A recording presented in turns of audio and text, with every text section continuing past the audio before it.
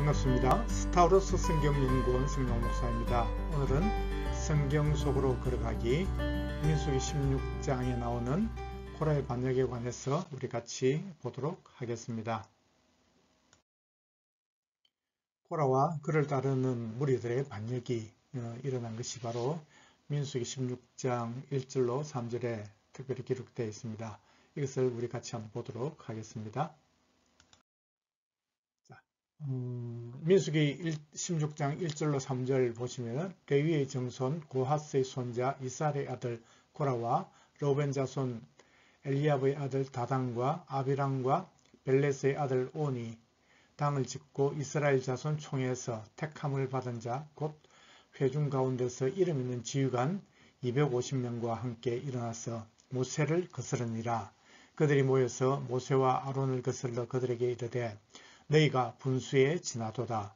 회중이 다 각각 거룩하고 여호와께서도 그들 중에 계시거늘 너희가 어찌하여 여호와의 총회 위에 스스로 높였느냐. 이렇게 하면서 모세와 아론을 거슬러 그들이 반란을 하고 있는 것을 보게 됩니다. 자, 이 본문을 조금 요약 정리한다면요. 고라가 주동이 되어서 그와 함께한 반역한 무리들이 있었는데 바로 레위 지파에서는 고라, 그리고 르우벤 지파에서는 다단과 아비람, 온, 그리고 또 여러 명 사람들로부터 이름 있는 지휘관 250명이 고라와 함께 큰 무리를 이루어서 지금 모세와 아론을 반역하고 있다는 것이죠. 그래서 모세와 아론을 반역한다 하는 것은요, 바로 하나님께서 모세를 지도자로 세우셨고, 그리고 그 형이었던 아론을 대제사장으로 이렇게 세웠다 하는 것은 하나님께서 하셨는데 하나님께 대한 반기를 지금 들고 있다 하는 것으로 우리가 이해를 할 수 있다는 것이죠. 자, 그러면은 먼저 레위의 가계, 그러니까 레위의 족보를 우리가 한번 잠시 보도록 하겠습니다. 레위는요, 아브라함과 이삭과 야곱, 그러니까 야곱의 세 번째 아들이 레위입니다. 그래서 그 레위는 그 아들이 게르손과 고핫과 므라리가 있었다고 성경 말씀하거든요. 그래서 출애굽기 6장 16절에 이렇게 말씀을 하고 있습니다. 레위의 아들들의 이름은 그들의 족보대로 이러하니 게르손과 고핫과 므라리요. 자, 그리고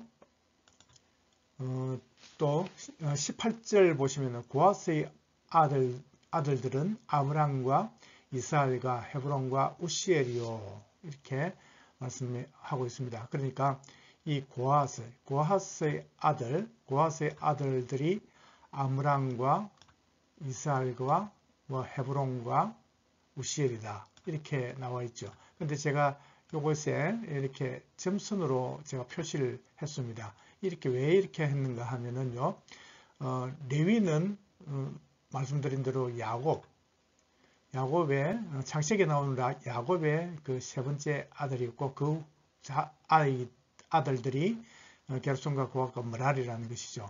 그런데 이 고핫의 아들들로 표현되어 있지만은 지금 출애굽기는요, 창세기와 출애굽기 사이에는 400년의 시간이 있습니다. 그래서 400년 후에 모세가 하나님의 명령을 받고 출애굽을 하게 됩니다. 그래서 오늘 출애굽기나 민수기는 같은 시대로 본다면은 지금 그 무려 레위의 그 후손으로 400년의 그 시간 차이가 있다는 갭이 있기 때문에 그것을 지금 출애굽기 6장 18절에는 고핫의 아들들로 표현되어 있지만 사실은 고핫의 자손들이라는 표현이 맞다는 것이죠. 그래서 원어에는 그렇게 되어 있다는 것이죠. 그래서 고핫의 자손들 가운데 바로 이 아므람과 이스라엘과 헤브론과 우시엘이 있는데, 근데 20절에 보시면은 아므람은 그들의 아버지 누이 요게벳을 아내로 맞이하였고, 요게벳을 아내로 맞이해서 아론과 모세를 낳고, 그리고 이스라엘은요 코라와 네벡과 시글이라는 아들들을 낳았다 하는 것입니다. 그래서 오늘 우리가 보는 것이 바로 아므람의 아들 아론과 모세, 그죠? 아론과 모세고, 그리고 이스라엘의 아들 가운데 고라가 있단 말이죠. 그래서 이 고라가 아론과 모세를 대적을 지금 하고 반역을 일으킨 것이 우리가 보게 되는데, 왜 이렇게 할 수 있습니까? 나나 똑같은 고핫의 후손이라는 것이죠. 그러니까 레위의 후손이죠. 그러니까 레위는 바로 제사장 가문들이거든요. 그래서 이 성전 봉사자들과 제사장을 좀 구별을 한다면은 하나님께서 아론과 모세, 그러니까 아론의 후손들은 제사장으로서 제사를 직접 주관하는 사람들이었고, 이 고라는 모세와 아론과는 사촌간이었지만은, 그러나 성전을 봉사자들로, 그런 옆에서 서브해주는 그런 사람들로 세웠다는 것이죠. 그렇게 같은 사촌이었음에도 불구하고 같은 고핫과 그리고 레위의 후손인데 왜 우리가 너희들보다 아론보다 낮은 그렇게 자꾸 이제 그런 레벨로 보느냐 하는 것에 불만을 가졌던 것 같습니다. 그래서 코라가 자기를 따르는 이 무리를 이끌고 결국은 반역을 하게 되는 것이 오늘 우리가 본 본문입니다. 자, 성막이죠. 이 배경에 연하게 나와 있는데 이 성막을 하나님께서 성막 봉사를 하는 사람들을 세웠다는 것이죠. 그 누가 하느냐? 바로 레위 지파가 그 일을 담당하는데 조금 전에 족보를 우리 보셨는데 게르손 자손과 고핫 자손 그리고 므라리 자손이 있다 하는 것이죠. 그래서 게르손은요 이 성막, 이 전체적인 성막 성소와 지성소입니다. 그래서 성막을 덮는 장막과 덮개, 또 거기에 휘장문, 줄들 그런 것을 관장하고 또 옮기는 그런 일을 맡은 사람들이 바로 게르손 자손이다 하는 것이죠.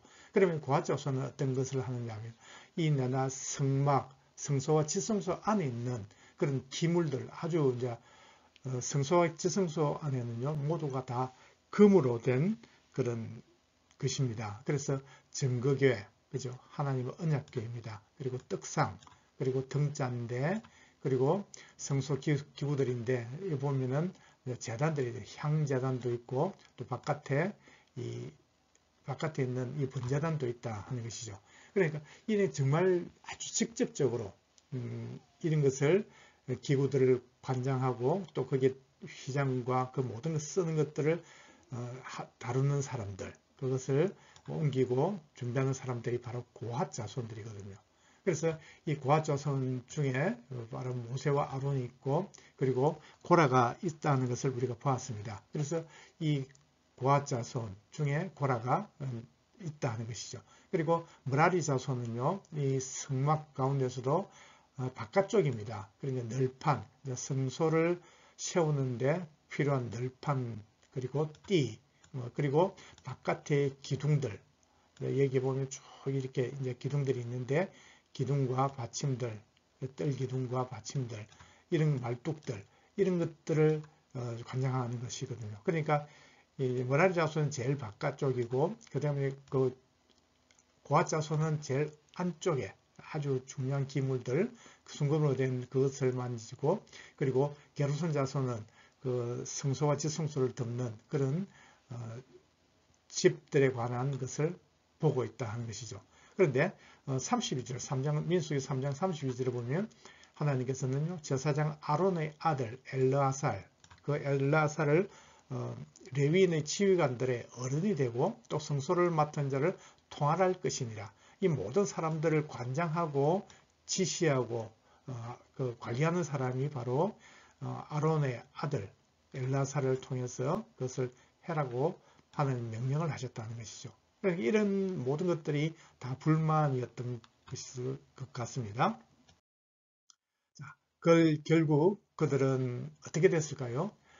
고라를 따르던 고라와 그 무리들, 그들은 어떻게 됐는가 보면은 민수기 16장, 오늘 우리 1절부터 3절까지 읽었는데 그 뒤에 8절부터 11절 보시면은 모세가 고라에게 말을 합니다. 너희 레위 자손들아 들으라. 그래 하면서 하나님 뜻을 전해주죠. 그래서 이 백성들, 그 모든 회중들, 그들을 대신해서 성전 봉사자로 하나님께서 섬기게 하셨는데 그것이 어찌 너희에게 작은 일이겠느냐.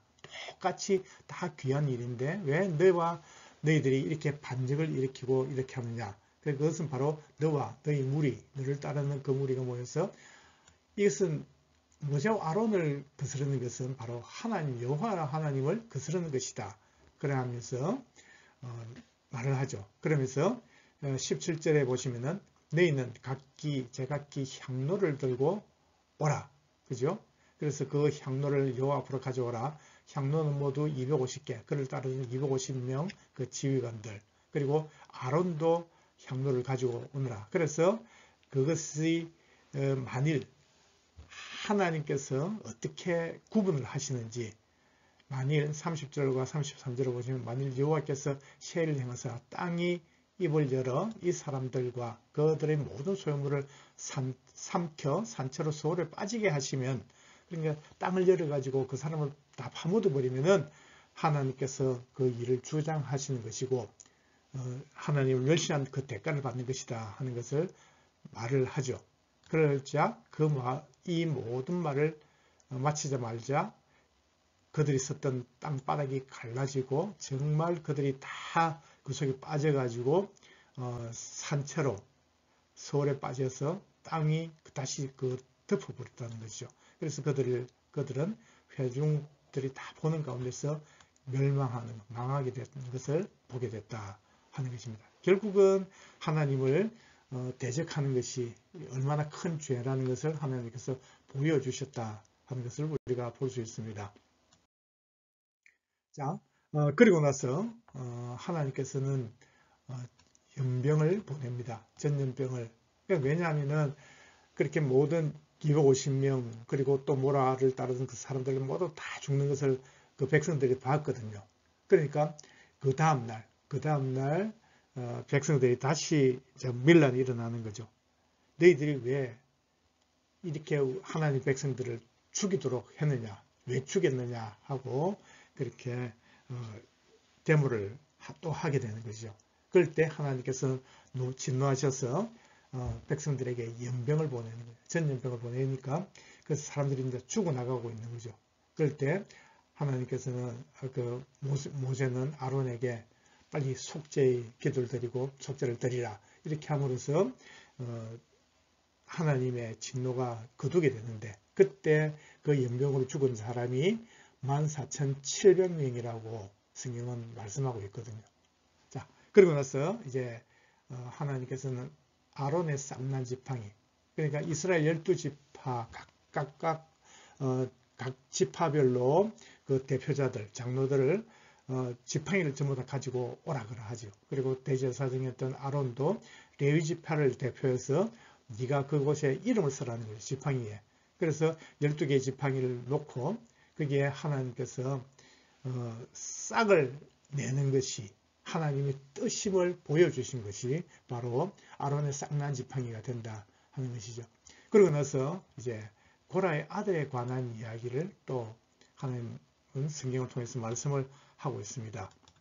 보면요, 민수기 26장 11절을 보시면은 정말 참 놀랍게도 이 중요한 구절, 정말 대수롭지 않게 넘길 수도 있겠지만은 11절 보시면은 고라의 아들들은 죽지 아니하였더라. 분명히 고라의 아들들이 했으니까 고라는 반역을 해서 땅속에 파묻혀 가지고 그 대적하는 자들과 그 무리들과 함께 멸망을 하는 것을 모든 사람이 봤는데, 그런데 민수기 26장 11절에서는요 고라의 아들들은 죽지 아니하였더라 하고 말씀을 하고 있습니다.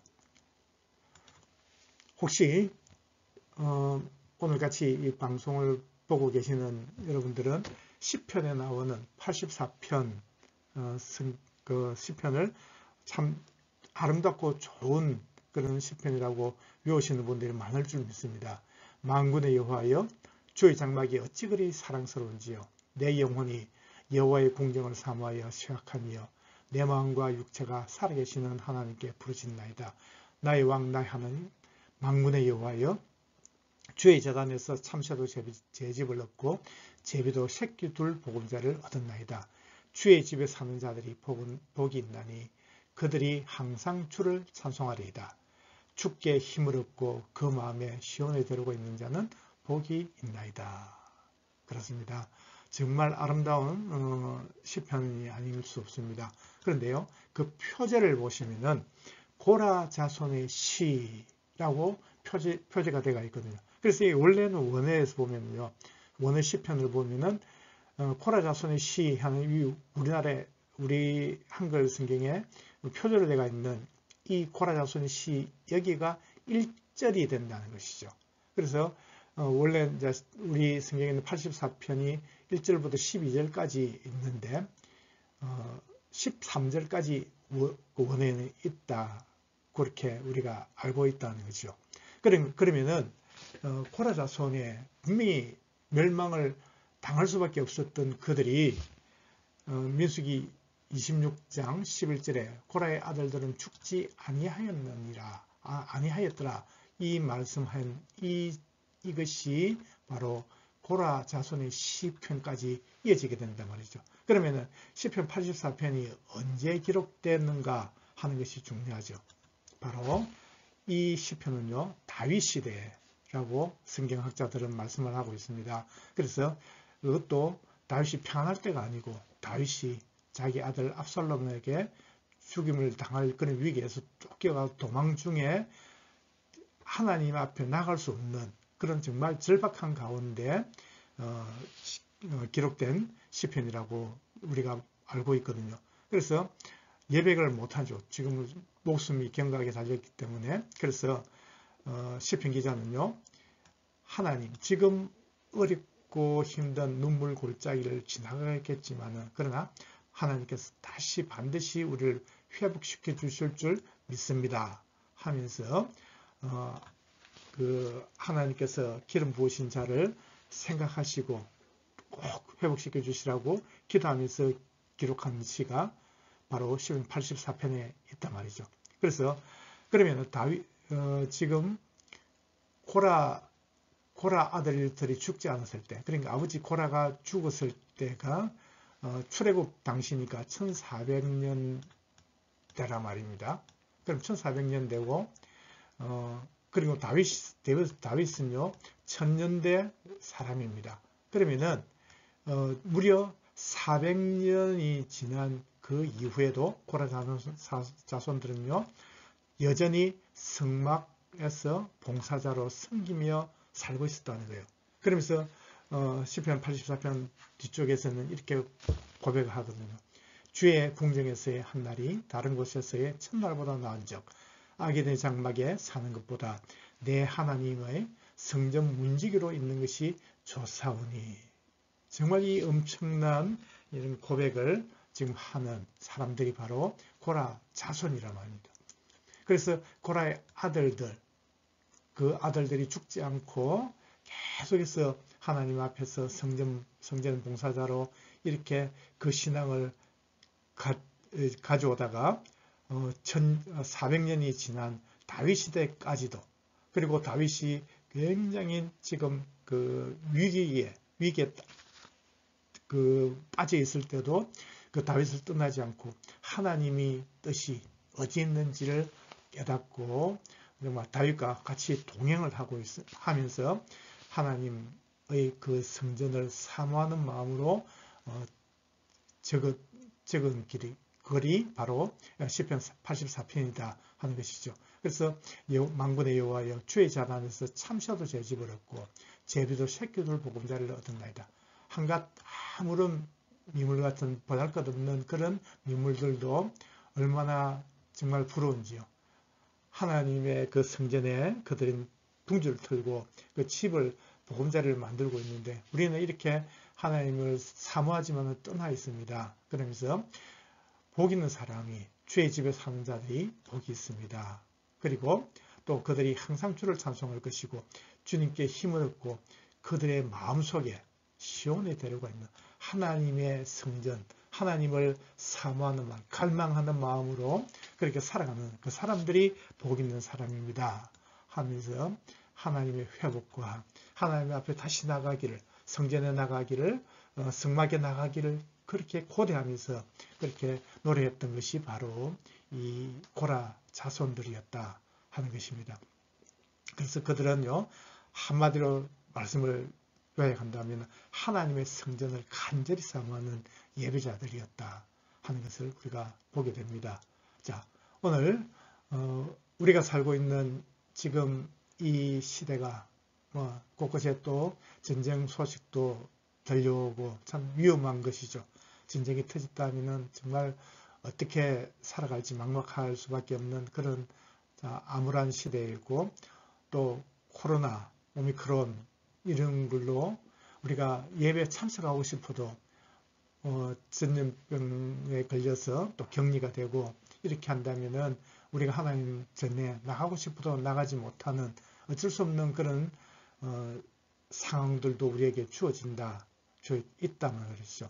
그러나 우리가 언제든지 어떤 상황과 어떤 처지에 있다 하더라도 우리 마음속에 시온에 들어가 하나님 계시는 그 시온을 바라보며 우리가 정말 하나님께서 나와 함께 하기를 갈망하는 그런 믿음으로 사는 자들, 그런 사람들이 복이 있다고 고백했던 이 고라 자손들, 이 고라 자손의 시편과 같이 우리도 더욱더 주님 앞에 믿음으로 주님을 찬송하며 정말 복된 자로 하나님 앞에 예배를 간절히 사모하는 자로 살아갈 수 있기를 정말 소망하고 기도합니다.